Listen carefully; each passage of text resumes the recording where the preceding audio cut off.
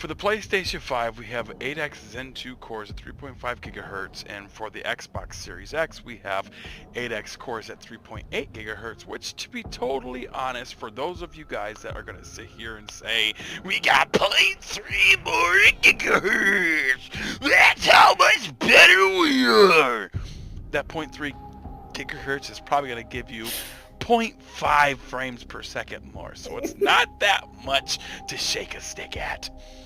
Alright, so for the GPU, 10.28 teraflops at 36 CUs at 2.23 gigahertz. And for the Xbox Series X, we have 12.155 teraflops at 52 CUs at 1.825 gigahertz custom RDNA 2 GPU, which they're both a custom RDNA 2 GPU. The only difference is the PlayStation 5 has 2.23 gigahertz, where the Xbox Series X has 1.825 gigahertz, which once again, PlayStation fanboys, that small minute is not anything to shake a stick at, so that's gonna give you maybe 0.5 more frames per second. Also, it's not gonna be that big of a difference.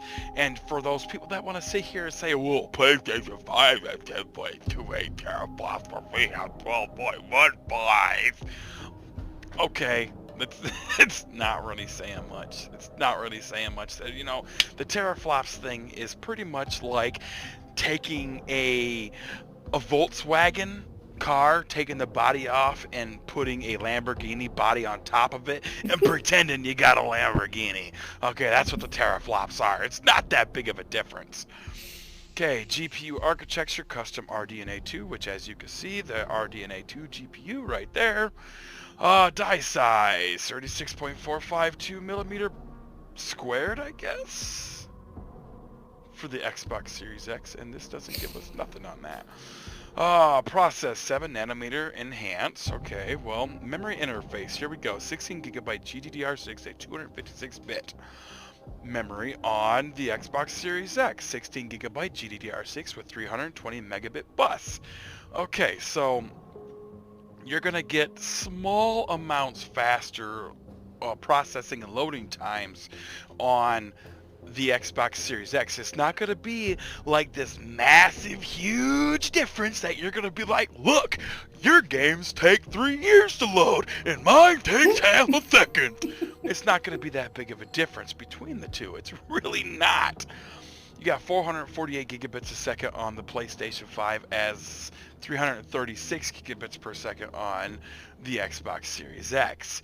So it's not really going to be that huge of a difference.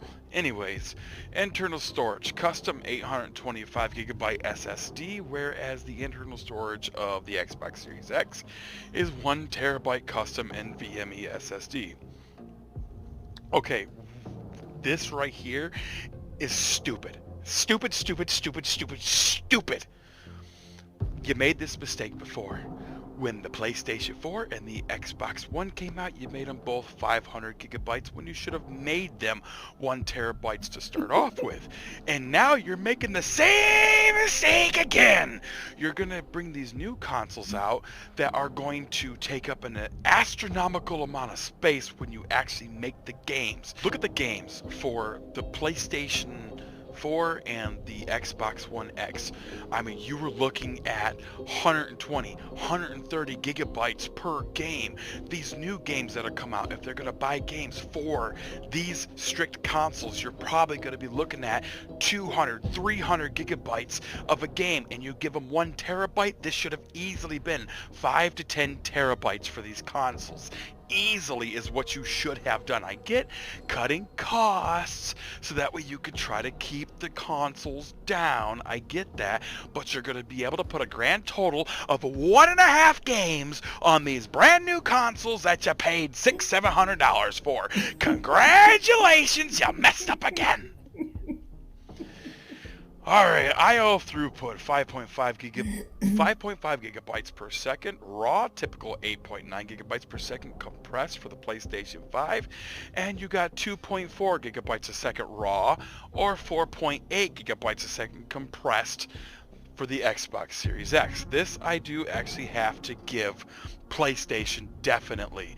So where these two are going to be is if you download, let's say, a 200 gigabyte game on the PlayStation 5 and the Xbox Series X, the PlayStation 5 will be done in half as amount of time as it's going to take the Xbox Series X, because it's pulling through with 5.5 gigabits a second, whereas the Xbox Series X is 2.4 gigabits a second. So this one I definitely have to give PlayStation 5. They made that a lot better. The Xbox Series X should have gone with a larger speed on this than 2.4 gigabits. Anyways, expandable storage for the PlayStation 5 is with an NVMe SSD slot, and expandable storage with the Xbox Series X is a 1 terabyte expansion card. Matches internal storage exactly. That is stupid for the Xbox Series X. So you're telling me that this console that is going to have 200 to 300 gigabyte games downloaded to this is only going to have a maximum of 2 terabytes that you're going to have for this Xbox Series X? 2 terabytes. That's it. Now, I understand that's just internal storage. You'll have external storage on both of them. We'll get to that in a second. What were you thinking? 1 terabyte? The PlayStation 5 doesn't give you any limitation at all on storage. You can go and buy a Samsung Evo 2 terabyte 970, which is a really great NVMe. I have one in my PC. I actually have a 156 gigabyte 970 Evo that I run Windows off of on my PC, and they're amazing. I don't even get a chance to touch my power button yet, and it's already loaded the computer and loaded all the games for me. I have to shut the games down that I don't want to play because the stinking thing loaded them all up for me already. That's how fast these things are. They're extremely fast. So PlayStation 5 once again did good by that, by allowing a non-tapped NVMe SSD slot expansion, whereas the Xbox Series X, they limit it to 1 terabyte expansion card. External storage, USB hard drive support on the PlayStation 5, whereas the Xbox Series X allows USB 3.2 external HDD support. It doesn't actually limit it on the PlayStation 5, so who knows? You'd have to get a 3.2 external hard drive and connect it to the PlayStation 5 to see if, whatnot, who knows? I don't know. It doesn't give any limitations on it, so it could be the exact same. So hey, that's great, but if you want fast loading, you're going to want an NVMe drive instead of just a standard hard drive. It's going to load a lot faster, so still, once again, I have to give this one to PlayStation 5. Optical drive, 4K UHD Blu-ray drive on the Xbox Series X. Optical drive, 4K UHD Blu-ray drive on the PlayStation 5. Something that Sony should have done with the PlayStation 4 Pro. I don't know why they didn't put a 4K drive in the PlayStation 4 Pro. That was kind of dumb on their part, but I guess they made up for it with the PlayStation 5, so hey, whatever. Performance target, 4K at 60 frames per second, up to 120 frames per second. Now, before you Xboxers sit here and start squirting in your panties about 4K at 120 frames per second. No, their target performance is 4K 60 frames per second. That is going to be your first party games are going to play 4K 60 frames per second. Your third party games are probably going to play 4K 30 frames per second or 1080p up to 120 frames per second, which is most likely the exact same thing that the PlayStation 5 is going to do. You're going to get first party games that are going to reach 60 frames per second 4K or 120 frames per second 1080p. Anything other than that is going to be like rolling dice in a trash can with these things. Anyways, color matte black. We've already seen what the Xbox Series X looks like. We haven't actually seen what the PlayStation 5 looks like. I hope to God it's not this rectangular thing like the Xbox Series X, because to be totally honest, it looks like Xbox is going for a mini ATX case. They're really trying to push this buy a computer, because it's gonna be better. Because that's what it looks like.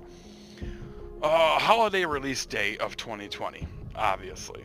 It doesn't show any release date for the PlayStation 5, but the Xbox Series X is released. They want to release it holiday 2020. So, after going through specs on both the Xbox Series X and the PlayStation 5, who do I think is going to be the winner of this generation? Whoever has the best exclusives. That's going to be the winner of this generation. Whoever can put out the best games, because when it comes down to it, these are two pieces of turds that are going to run the exact same. That's what these are going to be. Okay? No matter which toilet you flush these things down, they're going to spin the same way. That's exactly what you're going to get with the PlayStation 5 and the Xbox Series X. How much are they going to cost? Gotta see, because I'm willing to bet they're gonna go with some crappy PNY NVMEs to cut costs. I bet you anything, once you open both these things up, it ain't gonna be no Samsung Evo 970 running in these things. It's probably gonna be some really crappy PNY 1 terabyte that you can find at Goodwill for 50 cents. That's what they're gonna run in these things. The only good thing that these two got actually going for them is AMD working with them to make these CPUs and graphics for these. But as for power of these two, they're going to run practically the exact same. The 2 teraflops more on the Xbox Series X, okay, it's not going to make that big of a difference. It's really not. You're comparing apples to apples now. With actually looking at the specs of both of these, you're comparing apples to apples. These both are going to run the exact same. They're going to run the exact same frame rates. They're going to have the exact same color schemes. They're going to have the same amount of everything to run these things. These 1 gigahertz more or these 2 teraflops more are going to make such a minute difference. You're not even going to notice the difference when you line them up next to each other. It's going to be practical bragging rights is what you're looking at between the PlayStation 5 and the Xbox Series X. You're going to have your Xbox fanboys that are going to tout their teraflops and their 0.3 gigahertz more for their CPU. Okay, so what? You're going to have your PlayStation fanboys that are going to tout their 5.5 gigabits of raw data versus the 2.4 gigabits of raw data on the Xbox Series X. Who's going to buy these? Fanboys. That's who's going to buy these. Whereas other people are going to wait for exclusives to come out before they actually make a decision on which console that they're going to want to buy. Which one's going to win the race? I honestly think these two are going to be neck and neck. I really think these two will be neck and neck the entire race. I think you're going to have to wait until the ending life cycle of these, and one of them is going to sell maybe 100,000 more than the other one to win this new generation. Who do I think is better? PC. That's who's better. Peace. And just to end this video right here, I would like to sit here and say to fucking JTech. What did you say? Horizon Zero Dawn would never come to PC? Look at this, mofo! Horizon Zero Dawn coming to PC. I'm gonna be able to play it in 244 frames per second in 4K, true 4K, while you play on your PlayStation 4 piece of crap. Who's gonna